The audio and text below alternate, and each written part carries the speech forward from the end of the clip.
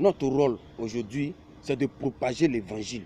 Notre rôle aujourd'hui, c'est de parler de Jésus-Christ à tout moment, à toute personne, à tout être humain. Mais c'est le contraire. Alors c'est dans le mensonge que Dieu va venir te trouver pour te sauver. C'est dans la colère, l'arrogance, l'orgueil. Aujourd'hui, tu dis que tu es chrétien, tu es baptisé, tu es confirmé, tu as tout, tu as les diplômes de baptême. Mais depuis quand tu es à l'église, par exemple, pendant 20 ans, mais 10 ans, tu n'as jamais invité une personne pour dire mon frère ou bien ma soeur, viens à l'église aujourd'hui, on va prier ensemble. Ou bien tu n'as jamais ouvert ta Bible une fois dans la journée pour pouvoir la méditer. La Bible est devenue ton coussin. C'est-à-dire quand tu ouvres ta Bible au chevet de ton lit, c'est les cafards, les fourmis qui se promènent dans ta Bible. Mais toi-même, tu n'as jamais pris le temps de pouvoir lire cette parole-là qui ne passe pas. Cette parole-là qui va te sauver. Cette parole-là qui demeure à jamais. Tu n'as jamais pris le temps de lire cette parole. Et aujourd'hui, quand on remarque, toutes les religions sont à la porte du paradis. Toutes les religions sont à la porte du paradis. Que tu sois chrétien, musulman, bouddhiste, quoi que ce soit, tout le monde veut aller au paradis. Mais ce n'est pas ça, Dieu regarde. Il dit, il va nous donner ce qu'on aura semé quand il va venir là. Ce que tu as fait, c'est selon ça, il va te juger. Ce que tu as fait dans sa maison, ce que tu as fait selon ses commandements, il nous a défendu de ne pas faire beaucoup de choses. Donc c'est ça, il va regarder pour pouvoir te donner ton cadeau. Si tu as semé du bien, le jour de sa venue, tu auras ton bien. Mais ce qui est plus dangereux, c'est que on ne connaît pas le jour ni l'heure où Dieu va venir. On ne sait pas. Pourtant, l'exemple que je viens de donner tout à l'heure, la mère, elle allait au marché, elle a donné l'heure à ses enfants pour dire je vais au marché, mais je reviens à midi. Mais le Seigneur n'a pas donné d'heure, il n'a pas donné de jour, il n'a pas donné de date, il n'a pas donné d'année. Donc à tout moment, il faudrait qu'on soit prêt. Donc aujourd'hui, quand nous tous on fait notre bilan, depuis qu'on est bébé, nous sommes enfants jusqu'à aujourd'hui, à notre âge d'aujourd'hui là, quand on fait notre bilan, est-ce que tu es content? Est-ce que tu sais réellement que aujourd'hui Dieu est content il est content de ton comportement, mais il est content de toi? Est-ce que tu es sûr que s'il vient aujourd'hui là, tu iras avec lui? Voici la question que nous tous on se pose. Il dit c'est toi qui dois dominer la terre. C'est toi qui dois dominer des animaux. C'est toi qui vas donner les noms à des animaux ou à des choses. Mais aujourd'hui, ce sont ces animaux-là qu'on doit tuer pour manger, pour se nourrir, pour être à l'aise sur cette terre. Ce sont ces animaux-là qui sont devenus nos épouses. Ce sont ces animaux-là qui sont devenus nos époux. On se marie avec des animaux. On couche avec des animaux pour avoir l'argent, ou bien pour avoir la gloire, ou bien je ne sais pas quoi.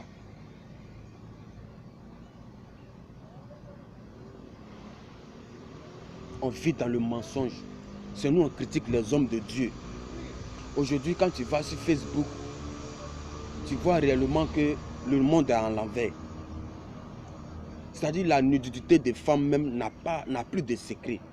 Des femmes qui mettent leurs seins dehors. Des femmes qui mettent leur nudité. C'est-à-dire que ce que ton mari va voir, et puis demain, il sera fier de toi. Ton corps qui est réservé pour ton mari de demain, le jour de ton mariage, tu l'as déjà exposé. Or, Facebook, quand tu mets une photo sur Facebook, il faut te dire que le monde entier a déjà vu. Bon, c'est sur quoi l'homme qui t'aime là, il va se baser pour dire vraiment, ma femme, elle mérite tant, puisque tu as déjà mis dehors. Et quand ce ne va pas, on accuse le sorcier. C'est dans ça qu'il va nous trouver. On dit l'homme quittera son père et sa mère et s'attachera à une femme. Les deux deviendront une chair. Mais voici que tu es en train de prier pendant 20 ans, 40 ans, tu veux te marier. Mais tu es encore derrière les petites filles du quartier de 15 ans, 18 ans. Tu couches avec les femmes mariées, tu couches encore avec des filles que tu peux même pas, tu peux pas marier. Tu sais que tu ne vas pas les marier, tu couches avec elles comme ça. Ton mariage va venir comment? ton mariage va venir quand? C'est dans ça que Jésus va te trouver. Voici une fille, depuis ton âge de 15 ans par exemple, ou même 12 ans ou 15 ans, 18 ans, tu ne fais que faire des avortements jusqu'à aujourd'hui tu as 25 ans, ou tu as 28 ans, tu as 30 ans. Tu as fait plus de 50 avortements. Le jour de ton mariage, 45 ans, tu te maries. Tu ne fais plus d'enfants. On dit non, tu es stérile. Totalement, tu vas faire référence aux parents qui sont au village. Tu vas dire tes parents, vraiment, ils ne veulent pas que tu te maries. Ils ne veulent pas que tu enfantes. Mais c'est toi-même qui es à la base de ton malheur. C'est pourquoi on dit qu'il faut te préserver jusqu'au jour du mariage. C'est ton mari qui va voir ta nudité. C'est ton mari qui fera des enfants avec toi. Ton mari qui est destiné à ta vie là. C'est avec lui que tu feras tes enfants. Mais aujourd'hui, tu as combien de copains aujourd'hui? Tu as ton combien de... Quelième copain aujourd'hui? 20e, 30e, 40e copain. Plus de combien de personnes qui ont couché avec toi, qui ont souillé ton joli corps que Dieu t'a donné là. Quand un homme doit te voir, il doit vraiment, son cœur doit battre pour dire réellement, j'ai vu une femme, je suis vraiment content de la croiser. Mais quand on te voit, c'est du désordre. C'est dans ça qu'il va te trouver.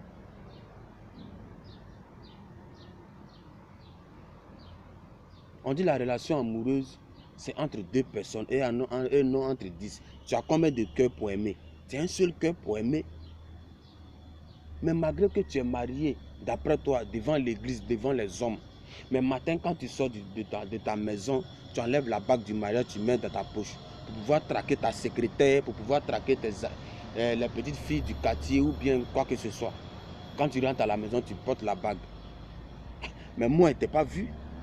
Nous, on ne te voit pas. Mais le Dieu qui est là-haut nous voit, nous tous. Donc, c'est dans ça qu'il va te trouver. Donc, chaque jour, on se pose la question, est-ce qu'on est prêt? Malgré on dit on est chrétien, est-ce qu'on est prêt? Il y a d'autres à l'église, malgré les chrétiens, il dit les baptisés. Mais ils trient des amis. Après le culte comme ça, au sein même de l'église, ce n'est pas pour dire qu'on sort de l'église, mais on est encore à l'église, dans la cour de l'église. Après la messe ou bien après le culte, on doit se saluer parce que c'est normal. On doit se saluer pour dire, mon frère soit béni, ma soeur soit bénie. Mais toi, quand on vient te saluer, tu refuses des gens. Pourquoi? Parce qu'ils sont pauvres, toi tu es riche, il ne faut pas qu'ils vont te contaminer. C'est nous on critique le pasteur, c'est nous on critique les hommes de Dieu. Quand les hommes de Dieu sont en train de prêcher, c'est nous on les critique. On trouve toujours de quoi dire. On dit qu'ils ne sont pas bien habillés. La femme du pasteur est vilaine. Oh, le pasteur est joli. Il est comme ci, il est comme ça. Il s'habille bien, mais sa femme n'est pas jolie. C'est dans ça qu'on est. Au moment où le pasteur est en train de donner l'évangile, il est en train de prêcher, nous on a notre culte à part qu'on est en train de faire au sein de l'église. On est en train de causer entre nous. C'est là qu'on fait sortir notre téléphone portable pour pouvoir parler sur Facebook, pour pouvoir communiquer avec des amis. Oh, ils sont en train de prêcher la parole de Dieu. C'est dans ça qu'il va nous trouver. Alors quand tu fais ton bilan aujourd'hui, est-ce que tu sais que réellement tu es prêt ou bien tu n'es pas prêt? Donc tu dois te repentir au moment qu'il est encore temps. Pour ne pas que tu sois surpris. Au moment qu'il est encore temps, on doit se repentir. Parce qu'on n'est pas encore prêt. Aujourd'hui, on se promène dans les églises, on cherche les églises de miracles. Partout où le pasteur soulève sa veste et puis tout le monde tombe là. C'est là-bas où on veut aller. Mais on ne va pas pour le salut de notre âme.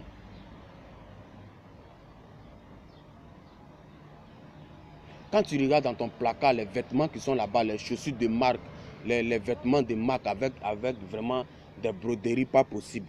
Tu les as achetés à combien de millions, ou bien à combien de milliers de francs. Mais tu n'as même pas une Bible chez toi. Une Bible qui ne coûte même pas combien d'euros ou bien combien de francs CFA. Tu n'as pas une Bible dans ta vie. Mais tu es un homme perdu, tu es un homme mort. Ton salon où on va, où tu reçois tes amis, tu reçois tes invités, tes collègues de travail. Ton salon, le fauteuil même où on s'assoit dans le salon, le fauteuil coûte plus de 400 000 ou 500 000. Mais autour de toi, dans ton quartier, il y a des orphelins qui meurent de faim. Il y a des veuves qui n'arrivent même pas à joindre les deux bouts depuis la mort de leur mari. Tu ne peux même pas les inviter à pouvoir manger chez toi, à pouvoir vraiment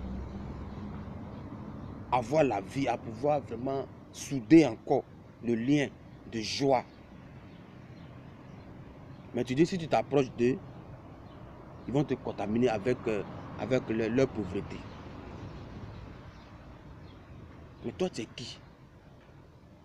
Le jour de ta mort, ce n'est pas ta richesse qui va te sauver. C'est la parole de Dieu que tu auras reçue, c'est ce qui va te sauver. Alors c'est dans ça que Jésus va nous trouver. C'est dans les critiques, c'est dans les mensonges, c'est dans la jalousie qu'il va nous trouver. Il te trouve dans quoi? Si tout de suite là, il y a un homme qui t'appelle pour dire, bon, on a fait une connaissance sur Facebook, tout ça, on a eu à causer, ça fait pratiquement 2 semaines ou bien 1 mois, ou bien ça dépend du temps. Mais on doit se croiser maintenant. Bon, je donne rendez-vous à 16h30 devant telle pharmacie, ou bien devant la mosquée, ou bien devant la station, on se donne rendez-vous, mais devant tel restaurant. Le monsieur a donné l'heure à 16h. Mais toi, à partir de 14h ou 15h30, tu as commencé à t'habiller. Tu as commencé à faire les maquillages pas possibles. Comme ça, quand le monsieur va te voir, il va dire oui, je n'ai pas affaire à une petite femme. Son cœur sera coupé. Le monsieur doit savoir que vraiment, la fille que j'ai croisée sur Facebook, ce n'est pas la même que je viens de voir. Mais les dimanches, prendre au moins 2 heures du temps ou 1h30. Par contre, il y a d'autres qui font les cultes à 1 heure du temps ou bien 2 heures du temps maximum. Ou 3 heures du temps, ça dépend. Pour aller simplement dire merci à ton Dieu, pour revenir à la maison, c'est là que tu trouves que tes habits sont sales, tu es fatigué, tu as la paresse, tu t'es pas vite réveillé, c'est pourquoi tu n'es pas là à l'église. C'est dans ça qu'il va nous trouver. Bien-aimé, on doit se ressaisir. On doit propager l'évangile partout, à tout moment. Aujourd'hui, on a la chance d'avoir Facebook, on a la chance d'avoir YouTube, on a la chance d'avoir Twitter. Donc simplement, quand tu vas prendre un verset biblique pour pouvoir publier sur ta page, quand quelqu'un va lire, il va dire, ah, sincèrement, je pensais que j'étais le seul vraiment qui traversait des moments difficiles. Je pensais que Dieu m'avait oublié, mais effectivement, Dieu ne m'a pas oublié. Tu viens de sauver une personne comme ça sans le savoir. Tu viens de sauver une âme et c'est une très grande bénédiction pour toi. Que de mettre ta maison sur Facebook, que de mettre ta voiture sur Facebook, que de mettre ta poitrine sur Facebook, que de mettre tes fesses, tu es nu totalement sur Facebook, tu es en train de danser, tu es en train de manger, tu mets sur Facebook, tu es aux toilettes, tu mets sur Facebook. On va faire quoi avec ça? On va faire quoi avec ça? Nous tous sur cette terre, nous sommes tous des malades. Et on a besoin de l'évangile pour être guéri. Donc toi, étant chrétien ou chrétienne, voici toi ton rôle. De pouvoir propager l'évangile à tout moment, à tout temps. Que ce soit dans un bus, dans un taxi, avec des amis, des collègues de travail, partout, à l'école. Mais nous, ça ne nous dit rien. C'est quand on est dans des situations vraiment compliquées, c'est là qu'on connaît Dieu. Pourtant, nous devons le prier à tout moment. Ça va ou ça ne va pas, on doit toujours prier Dieu. Alors c'est dans quoi qu'il nous trouve? Aujourd'hui, le livre d'Apocalypse nous dit que Jésus revient bientôt. Il nous trouve dans quoi? Pour faire offrande à l'église, c'est un problème pour toi. Quand tu veux faire l'offrande à l'église, c'est là que tu fais des calculs. Aujourd'hui, quand on veut faire des offrandes, c'est là que nous on fait beaucoup de calculs. Nous aussi donne temps. Pourtant, le travail que tu as eu aujourd'hui, c'est Dieu qui t'a donné ce travail-là. Celui qui fait aujourd'hui que tes affaires prospèrent. Celui qui fait aujourd'hui que ta famille a la santé. Celui qui fait aujourd'hui que tout marche pour toi. Mais tu fais quoi pour lui? Tu lui donnes quoi en retour? Pourtant, entre nous et Dieu, il n'y a pas de facture. S'il vient toujours te dire, bon, on va faire des factures d'électricité, ou bien de courant, ou bien de souffle de vie qu'il nous donne, ou bien la santé, tout. Qui peut payer? De toi à moi, qui peut payer cette facture-là? Personne. Mais c'est par sa pure grâce aujourd'hui, nous avons la vie. C'est par sa pure grâce aujourd'hui, nous marchons, nous arrivons vraiment à évacuer nos occupations. Alors le petit sacrifice que tu dois faire pour l'adorer, c'est tout un problème. Tu peux passer plus de 4 heures du temps, 5 heures du temps, toute une journée même sur Facebook, en train de parler avec des amis, avec des copains, des copines, en train d'écrire des bêtises aux gens. Mais pour prendre au moins 5 minutes dans la journée, pour pouvoir prier, c'est un problème pour toi. Pour prendre 2 minutes, pour pouvoir méditer une parole biblique, c'est un problème pour toi. C'est dans ça qu'il va te trouver. Aujourd'hui où on publie les photos vraiment sexy, les photos de nudité, les photos de porno, c'est là, on va, nous encore chrétiens, on met j'aime. On met, ouh, c'est bien, c'est joli, tu as beaucoup de, combien de likes, combien de j'aime, plus de 5000 j'aime. Parce que tu as publié quelque chose où on voit le sein d'une femme, où on voit la nudité d'un homme. Mais si tu publies une petite parole qui donne vie, une parole qui sauve, une parole qui fait du bien à quelqu'un quelque part, ou bien une parole biblique, tu auras, si tu es maximum, tu auras 5 j'aime. 5 personnes qui vont aimer ça, ou 2 personnes. Pourquoi cette gloire-là? Regardez autour de nous, c'est la mort partout. C'est des guerres, des troubles, des pays sont en train de se lever contre des pays. Ça ne doit pas nous échapper. Nous sommes dans les derniers temps. Alors, on doit se ressaisir. On doit vraiment être prêt. Être prêt comment? C'est d'abandonner tout ce qui nous empêche de pouvoir recevoir notre bénédiction. Parce qu'il dit, sa main n'est pas courte pour nous sauver. Il n'est pas sourd pour nous entendre. Mais c'est à cause des péchés, à cause de nos mauvaises voies qu'on suit. C'est ce qui met des barrières entre nous et lui. C'est pourquoi quand on crie à lui, il ne nous entend pas. Alors qu'il ne veut pas témoigner. Nous tous sommes des témoins de Christ. Comme l'a fait l'homme de Dieu Josué. Josué, quand ils ont fini de traverser, il a fini de traverser le Jourdain avec le peuple d'Israël. Il a pris des pierres, c'est-à-dire des cailloux au fond de l'eau. Parce qu'ils ont traversé le Jourdain à sec. Donc il a pris des pierres et il a dit au peuple d'Israël, si quand ils vont vous demander, quand vos enfants vont vous demander, montrez-leur ces pierres-là. Pour dire oui, effectivement, on a traversé le Jourdain à sec. Ce sont ces pierres-là qui sont les preuves. Donc nous là, on doit toujours témoigner, on doit des témoins. C'est à travers nous, des âmes doivent être sauvées. C'est à travers nous, des gens vont venir à Christ. C'est à travers nous, ce monde-là sera juste. Mais nous, on a l'évangile en nous. Nous, on a la parole en nous. On a écouté, on a appris, on nous a formés, on nous a baptisés. Alors quel est notre rôle? Et sous nos yeux aujourd'hui, il y a des guerres partout. On ne réagit pas. Il y a des famines, il y a des orphelins qui meurent de faim, il y a des veuves qui n'arrivent même pas à vraiment survivre. Il y a des crises, des guerres partout. Des gens même qui font des guerres parce que ils ont l'amour de l'argent, ils ont l'amour de la gloire. Mais c'est parce qu'ils n'ont pas reçu l'évangile, c'est parce qu'ils n'ont pas l'évangile en eux. C'est pourquoi ils ont cet amour de pouvoir, comment on appelle, de pouvoir gouverner, de pouvoir régner dans le sang, dans la gloire qui est vraiment éphémère. Cette gloire-là ne peut pas les sauver. Mais alors nous, on fait quoi? Quel est notre rôle? C'est de leur parler de Jésus. Alors, chers frères et sœurs, depuis que tu es chrétien, tu as sauvé combien de personnes? C'est à combien de personnes tu as parlé de Jésus-Christ? C'est dans ça qu'il va nous trouver. Tu as aidé ta soeur, mais tu as aidé ton frère à pouvoir avoir du boulot. C'est fini, ton frère ne peut plus manger, il ne peut plus chier, il ne peut plus parler. Parce que tu as aidé quelqu'un. Quand tu vas parler net, oh, tais-toi là-bas, c'est moi qui t'ai fait, c'est moi qui paye tes factures, c'est moi qui te donne à manger, toi et tes enfants, c'est moi qui scolarise tes enfants. Mais tu as aidé une personne, tu as aidé ton frère. Ça doit être une fierté pour toi. Puisque la Bible nous dit, quand la main droite donne, la main gauche ne doit pas être au courant. La main gauche ne sait pas que la main droite a donné. Le Dieu qui est là-haut, il nous voit nous tous. Donc la personne que tu as fait du bien, même si la personne n'a pas reconnu, mais le Dieu en secret, il travaille pour toi, il va combattre pour toi et il va te donner ta bénédiction. Mais le fait que tu dis aux gens que c'est moi qui fait que mon frère qui est là, c'est moi qui paye ses factures, c'est moi j'ai fait tant, c'est moi j'ai fait tant. Mais où est ta bénédiction? Tu l'as fait pourquoi maintenant? Tu as bloqué ta bénédiction comme ça, sans le savoir.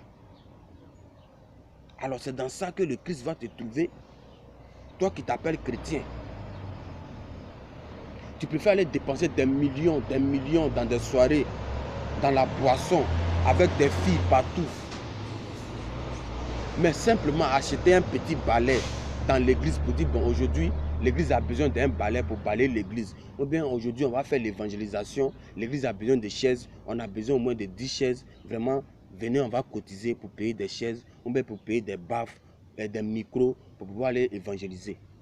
C'est tout un problème pour toi. Tu trouves que non, le pasteur veut t'escroquer, le pasteur veut bouffer ton argent. Parce que tu as demandé d'acheter un balai pour balayer l'église. Mais tu oublies que chaque chose que tu fais, le ciel, il prend note. Le ciel prend note. Donc c'est ce que tu auras fait que le ciel maintenant va te donner ta contribution. C'est dessus le ciel va se baser pour pouvoir te donner ton cadeau le jour du jugement.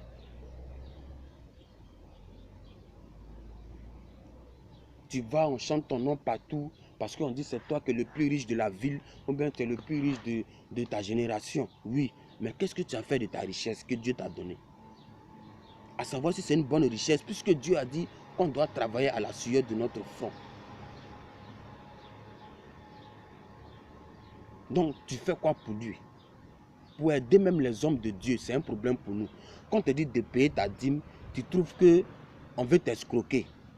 Pour aller faire offrande, pour pouvoir construire l'église, ou bien venir en aide aux hommes de Dieu, ou bien aux orphelins, ou bien aux veuves, tu trouves qu'on va t'escroquer, on veut bouffer ton argent. L'église, cette église-là, vraiment, quand tu vas là-bas, on demande trop l'argent, on veut t'escroquer. Mais où on vend la boisson, où il y a le sexe, il y a la drogue, où il y a des choses qui ne peuvent pas te sauver, c'est là-bas que tu vas laisser des millions, des millions, des millions.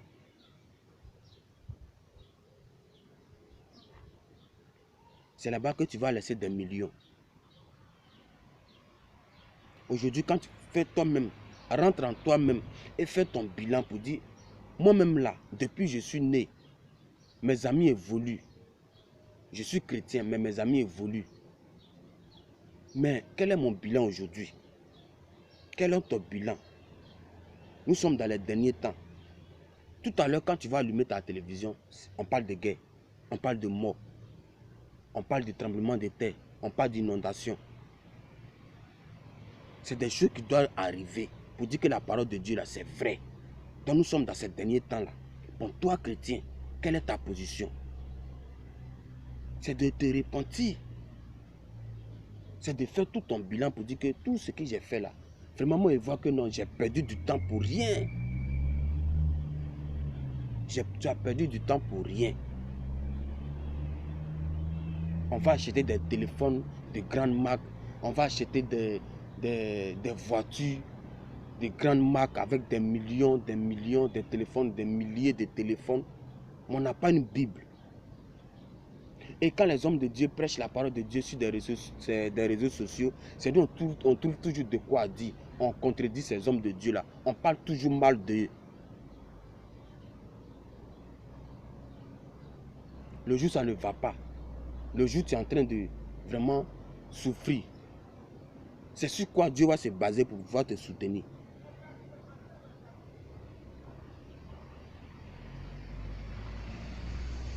C'est sur quoi il va se baser. C'est sur quoi il va se baser pour dire, ah, effectivement, ma fille là, vraiment, malgré elle n'est pas juste, malgré elle fait un peu de défaut, mais elle a vraiment contribué à mon œuvre.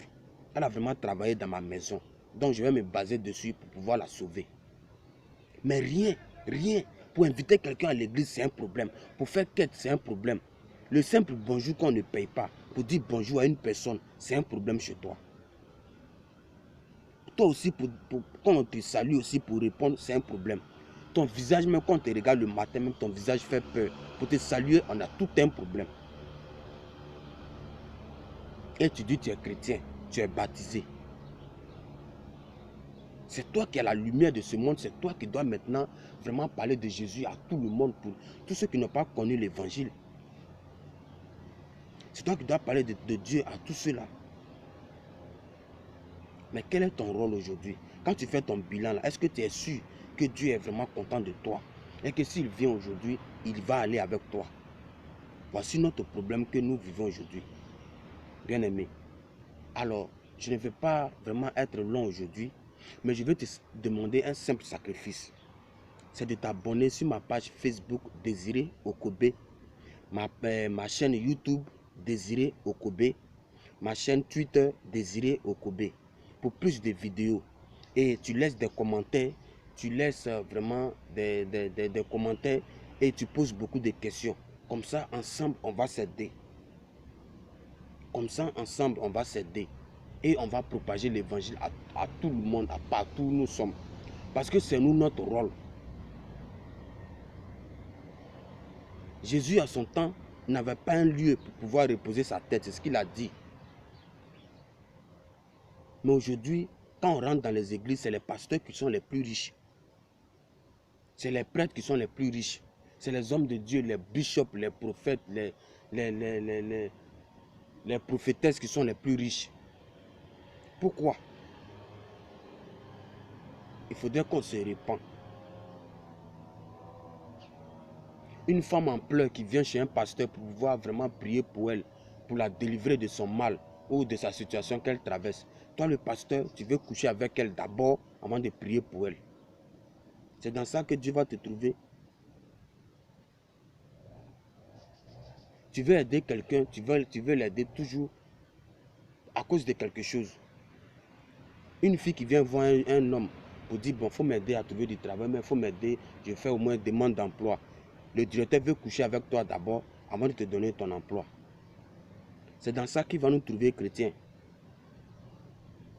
On ne respecte pas nos autorités. Pourtant, la Bible nous recommande de respecter les autorités.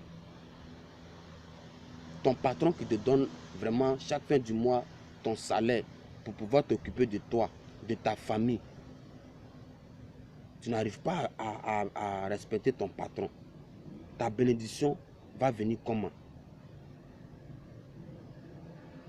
Pourtant, il a dit que si on demeure fidèlement et qu'on ne regarde pas à gauche ni à droite, c'est là qu'on va vivre longtemps sur la terre. C'est là que quand tout ce que nos mains vont toucher va toujours nous réussir. Il n'y a pas de magie. La cause, c'est nous-mêmes. On ne partage pas, on ne tolère pas. À cause de quoi? De l'argent. On est prêt à tuer nos prochains. Aujourd'hui, à cause de l'argent, à cause de règne, je veux avoir la gloire, je veux durer au pouvoir. Donc, il faut que je tue. Parce que je dois gouverner, donc je dois tuer des personnes. Pour pouvoir aider une personne, vraiment, pour recevoir une personne chez toi à la maison, pour lui donner à manger, ou bien pour l'aider, il est en détresse, c'est un problème pour toi. C'est dans ça qu'il va nous trouver. Puisque tout ce que tu es en train d'avoir comme bien, comme gloire, comme fierté, aujourd'hui pour te toucher, c'est un problème là. Tout cela ne va pas te sauver. Puisque le jour où tu vas mourir, tu vas laisser tout ça. Et toi et Dieu maintenant, vous deux. Alors si tu reçois cette vidéo, il faut la partager. Et il faut t'abonner aussi pour pouvoir sauver des vies, bien aimés. Pour pouvoir vraiment avoir aussi d'autres vidéos. Parce que c'est notre rôle, nous chrétiens. Abonne-toi sur ma page YouTube, Désiré Okobe. Ma page Facebook, Désiré Okobe. Ma page Twitter, Désiré Okobe. Comme ça, ensemble, on ira très très loin. Ensemble, on va propager l'évangile. Tu laisses des commentaires et tu t'abonnes seulement pour pouvoir voir d'autres vidéos. Que Dieu te bénisse. Que Dieu fasse que les œuvres de tes mains soient toujours bénies. Et qu'il te donne la force, le courage de pouvoir surmonter toujours le mal.